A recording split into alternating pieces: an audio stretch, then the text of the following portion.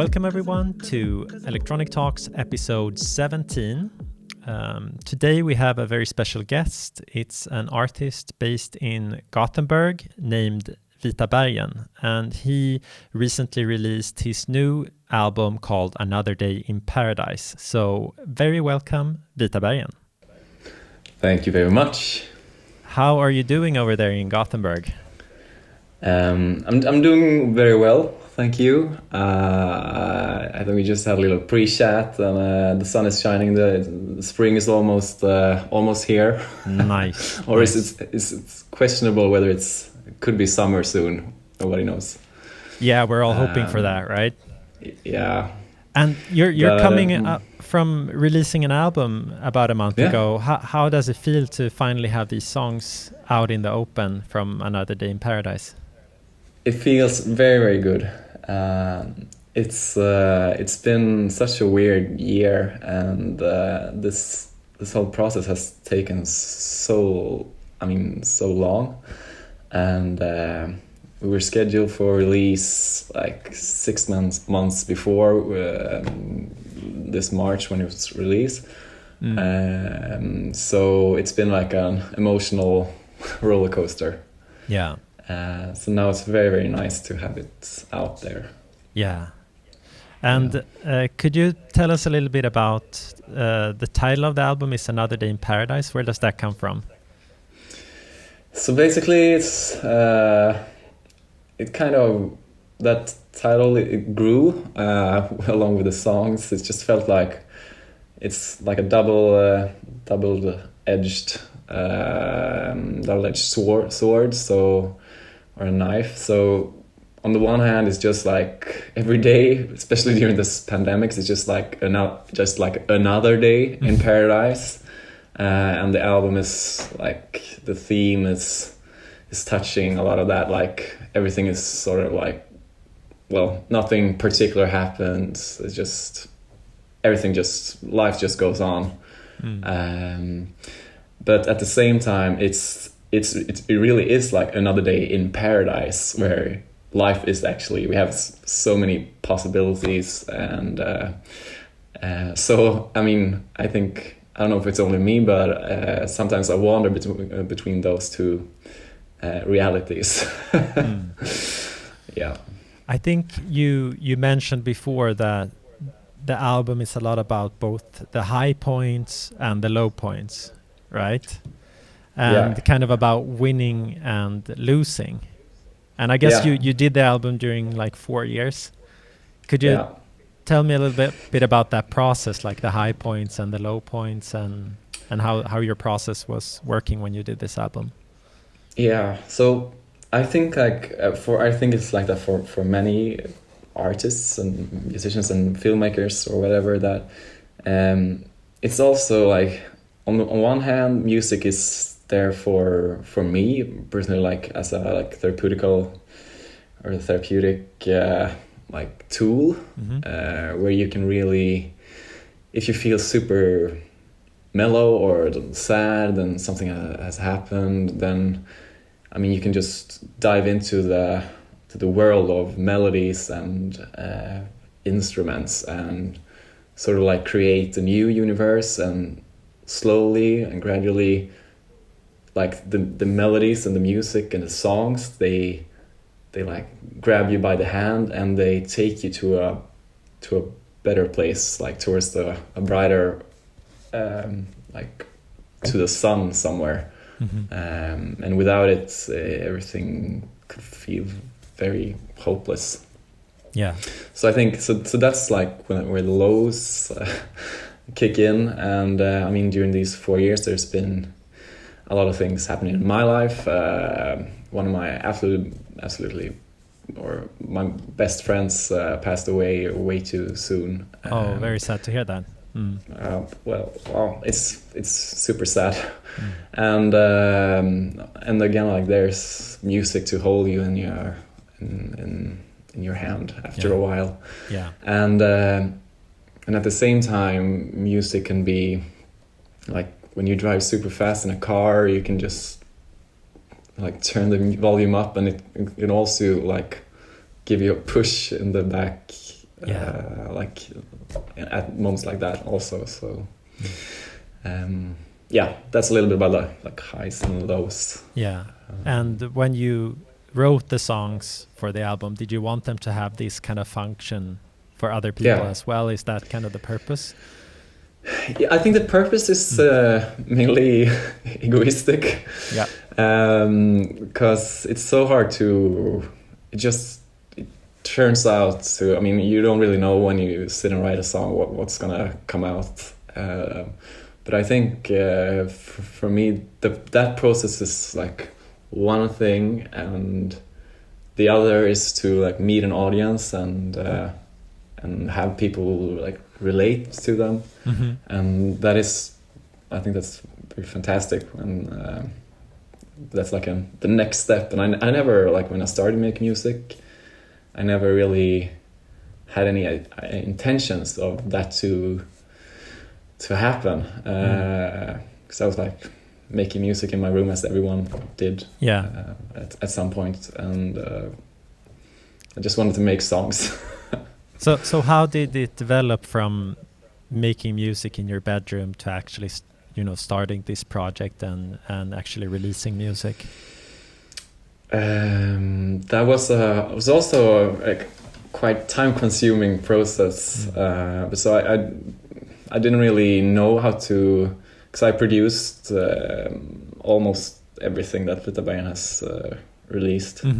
And I remember like the first EP, it's 5 years ago now, I think 6 years. And there was a lot of work going into that. And since, I mean, we didn't know anything, I didn't know anything how to produce. I mean, other music producers now can perhaps relate, but I just had like a limiter on and just had perhaps, I know that on the first EP, all the tracks had over 100 like specific tracks for instrument tracks per song. Okay. Which is crazy. That sounds a lot, yeah. When we sent it to the mixer, he was like, "Guys, what are you doing? You don't know how to do this." And we were like, and I was like, I had no idea. But can you make it? Yeah. So, but then we had our first shows, and we got. We played here at a club in Gothenburg. It's called Jackie Da, and we had our first gig here, and it was like we were so many in the band. It was like 8 people. So basically, since everyone brought their like pals, it was completely full. It was packed. So that was a good first show. Excellent. Yeah, that's not a given. So that's an advice, even though bands have it rather tough now. But yes. Be a lot, and everyone can bring their friends, and they have a good starting point. You'll have a great starting point. Yeah. So that was the time. You were 8 at that time, and now when you play live, I believe you are around 4 in the live show, or? Yeah. So, but we have a really like dynamic live setting now, and it really depends on what kind of show it is. I mean, like when just pre-pandemic, we played in the Netherlands and Norway, and then we were 8 again. And it's very nice, I think, to sometimes. And I mean, we played with like a string quartet, and that's beautiful. Nice to. Yeah, it's. I think it's very interesting to also invite people to like join for a tour or whatever. I mean, it's always nice with an extra synth, I think. Yeah, of course. Or 2. Yeah. And just as a side note, you also actually do research on the brain. Is that correct? Yeah. So that's correct. I'm not only the brain, but also like growth factors and biomarkers for brain development. Stuff. Okay. And how long have you been doing that for? Almost 3 years, almost. And seeing as you're a creative person and a musician, like what got you interested in this field as well? Like, what's the connection? I think I've always been very intrigued by how things function and how to like disassemble things, and I think like there's a like a big or it really corresponds to what happens like in the production part of the songwriting, which I really think that is like such a huge part of the songwriting itself. So where you really try to put things together and like explore. So that I think that's very creatively that's fantastic. Like within research, you have no pre-specified like limits. So like this is exactly what you're gonna do, and then so it's not like that. It's like so I think that's that corresponds quite well, and I think it's very fun. And what can you do when you've finished your research on biomarkers and all of these other things? What's the goal there? I don't know. I mean, I finished medical school, and I see myself as I think it's such a fantastic combination. And so we'll see. Perhaps go to a postdoc somewhere, do a postdoc, and explore things, learn new things. Hopefully, I think it's super interesting to think about like the brain and the different centers for creativity and how that connects with making music as well. Yeah, and I think also it's very. I mean, at least I think it's very important for me. I can't speak for everyone, but to have like at least one other thing, and for me, it's been like I juggle these two things. But I think it's very important to have like an outlet for whether it's play tennis or whatever, running or drawing or just to really. Where you can evolve and you can learn other stuff. It was just have synergetic effects to the other things. Definitely. And I think another thing that really is really fascinating with you and your music is that your ability to write songs and perform them in different languages.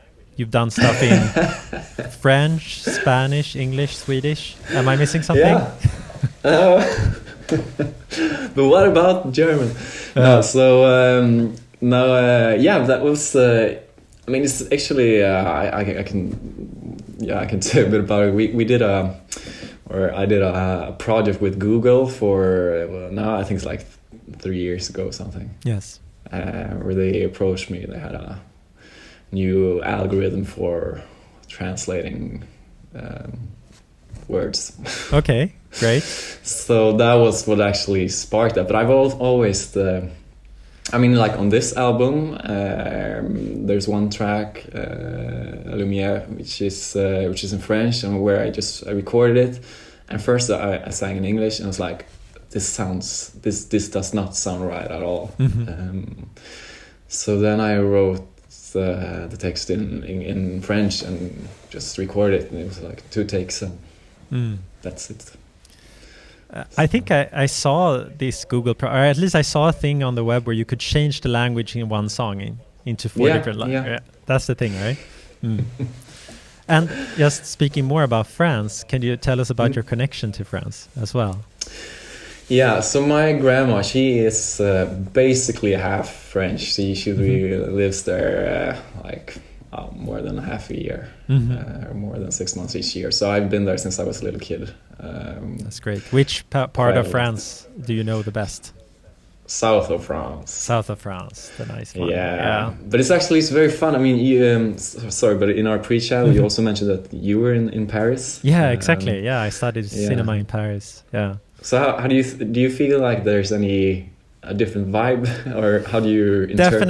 Definitely. But I think my view of the south of France is a bit skewed because I've mostly been there for like the Cannes Film Festival and stuff like that. And that's like something completely different. So I'm actually looking forward to being able to just go down and chill in one of the provinces more. Yeah. And I guess that's more of this experience you've had, right? Yeah, exactly. So yeah, I mean, not a huge fan of Cannes per se, No. but I suppose the film festival is fantastic. Yeah, of course, it's a classic. But It's a as classic. I don't know if I'd want to go there like the other parts of the year necessarily. Yeah. But one funny thing that I actually read was that, you know, you had an old car or something where you actually had the debut album of Justice was stuck in the CD player. Is that correct? Yeah, it's absolutely correct. And you like that album a lot, right? That was, I mean, I remember it was my mom had a like it's V70. It's like, you know, classic cars in like Sweden. the Volvo, right? So as a Volvo, yeah. So we had, and it was a really shitty car. It was like, I think it was over like 40,000 miles or whatever. And we had this like six CDs player, but we only had one CD in it, and it was Cross by Justice. And it was just like, and even though the car was really shitty, it was a huge sound system. It was like I don't know if they bought it from some like former raggare, which we call it in Sweden or something. Yes. Like a good sound system. Yeah, very good sound system. So anyways, we could just like crank it up, and it was like, I've never experienced that kind of sound like in the studio perhaps, but it was massive. Wow. So yeah, I mean, that was a game changer for me, 100%. And was it true that you once was able to show your demos to one of the members as well for Vita Bergen? That is also true. Yes. So how did that happen? Like yeah, so it was through our record label, and somehow he got our demos, and he was super friendly. It was Xavier, and he listened to them. We sat down here in Gothenburg, and he gave me feedback. That's awesome. That's, I mean, that was crazy. So yeah, hats off for that. Yeah. I mean, I think that's such a nice thing to do. Like generally, I mean, even though, I mean, we're obviously not even close to Justice level, but I think like you have so much, you experience so much, and you learn so much. And I mean, I just can look at myself when I was like beginning. I mean, like meetings like that, they meant a lot for like your process, and you like have some faith in yourself. You could have like, oh, okay, so this is not terribly bad or whatever. So I think that yeah, I try to do to bring it forward, to pass it forward.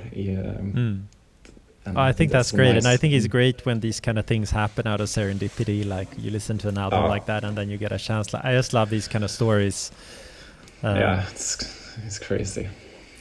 And talking about stories, do you have like a favorite memory from playing abroad with Vita Bergen?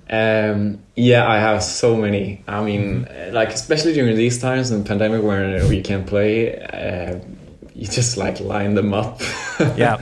And like text like the band chat in our like band chat, like, oh, do you guys remember like Hong Kong? Do you remember when we blah blah blah? So you played in Hong Kong even?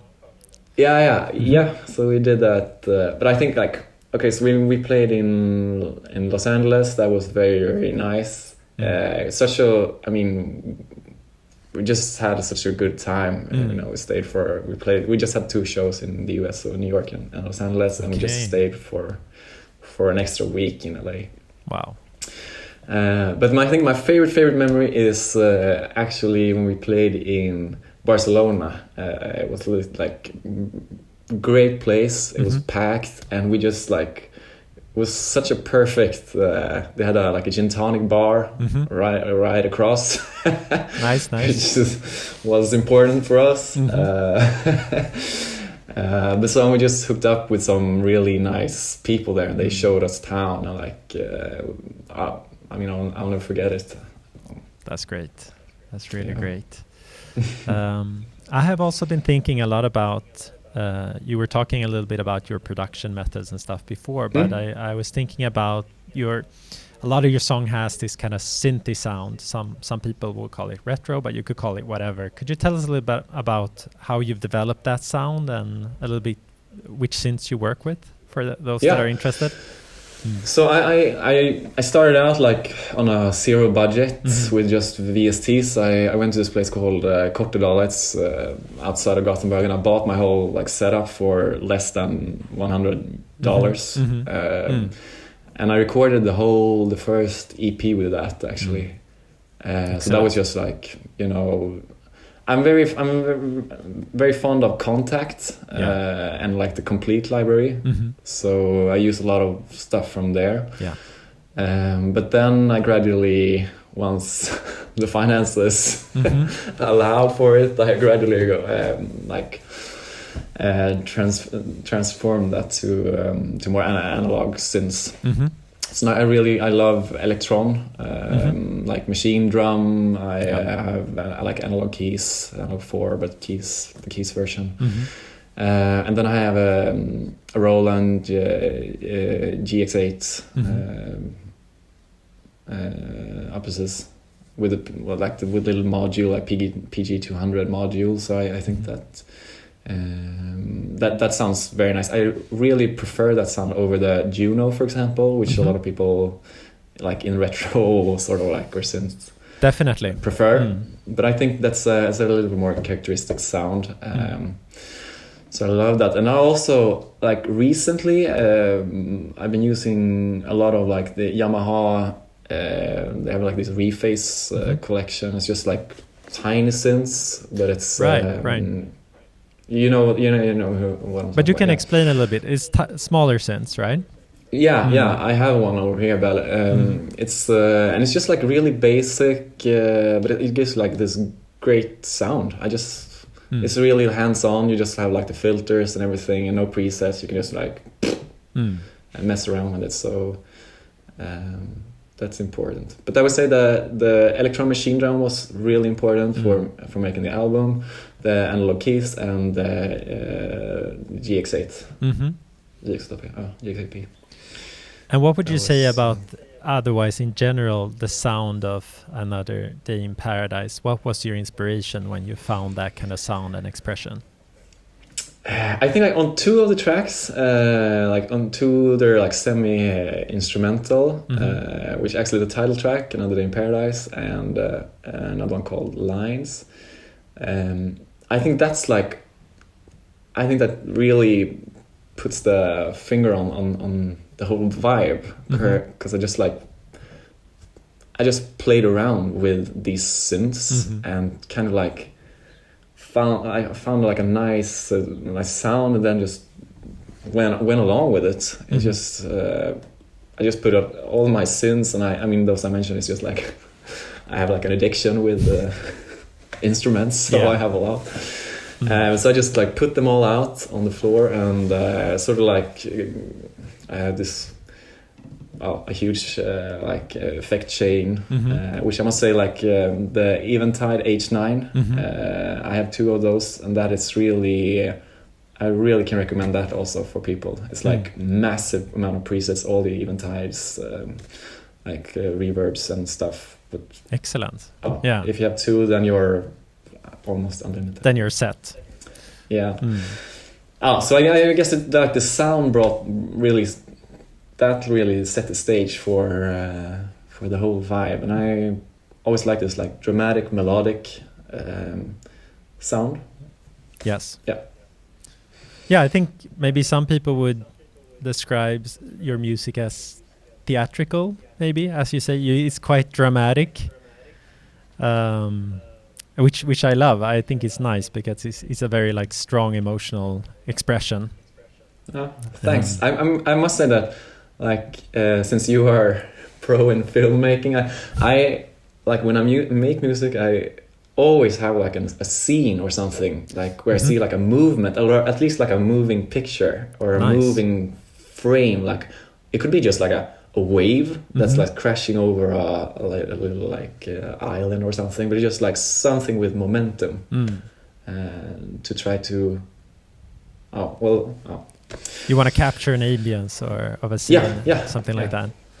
And when you write the songs, do you usually start with the like the music or the lyrics or the melody? How do you do it? I think I usually start with like the music, or like the production, and then it's sort of like I mean, I have my like notebook where I scribble down like lines, but then usually like you kind of get the essence of the song just out from the basic production kind of quickly.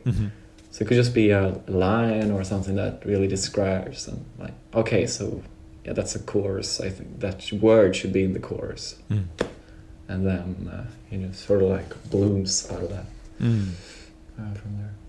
It's an interesting process, and I would imagine too, since it took 4 years to make this album, that you have a lot of like demos and other songs that you did during that time. Is that correct? Oh yeah, a lot. But I don't know. Perhaps that's a little bit different, like in filmmaking, where you really, I suppose, you really have to sit down and like finish more or less before starting the whole filming process. No, but there's definitely more of a freedom, I think, in being a songwriter, in being able to try everything beforehand and then just scrap a lot of stuff as well. Of course, exactly. Yeah. And I think it's very fascinating. What would you say has been your biggest inspiration in music? I mean, we mentioned Justice, but are there other albums or artists that has been important to you over the years? Well, there are so many, and you walk through all these phases in life. Yeah. I mean, I just, because this is, I remember like I had a kind of like a late, I would say I was a late bloomer in music, because in the house where I grew up, like we didn't listen to music that much, or I wasn't like introduced to like the classics. I think we had like perhaps like the number one, the Beatles, like the singles. I think that was basically it, and then was some like Andrea Bocelli and stuff. Not usually does that please the teenage. Yeah.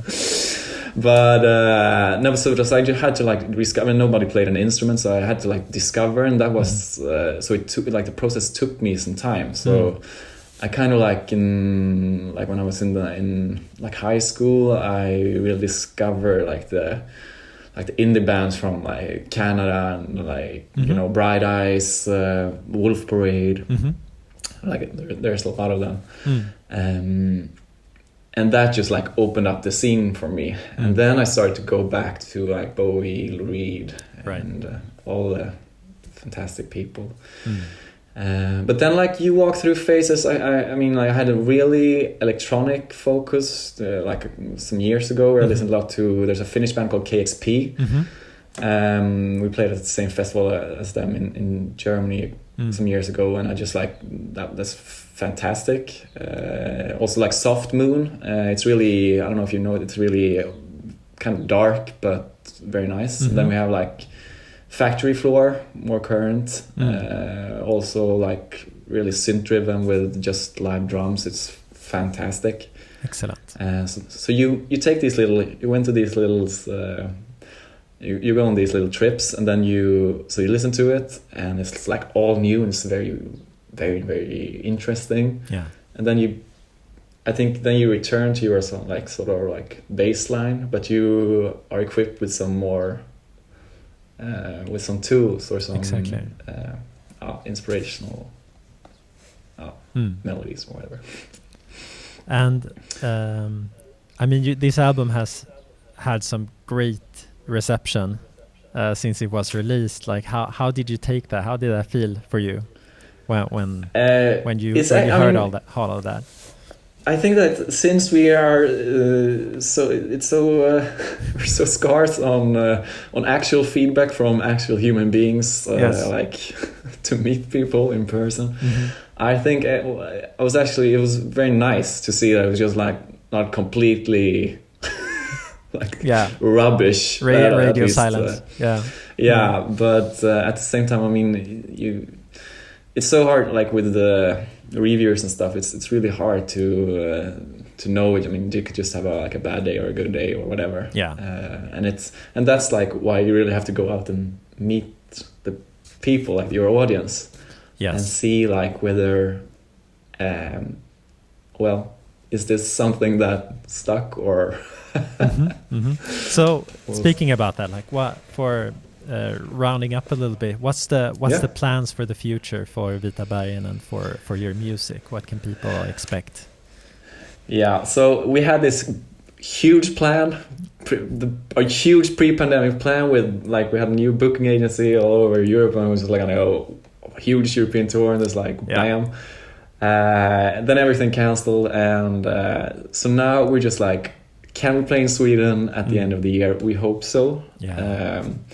So, but still we don't know. But we really hope that we could at least do like 1 or 2 gigs, and we have them.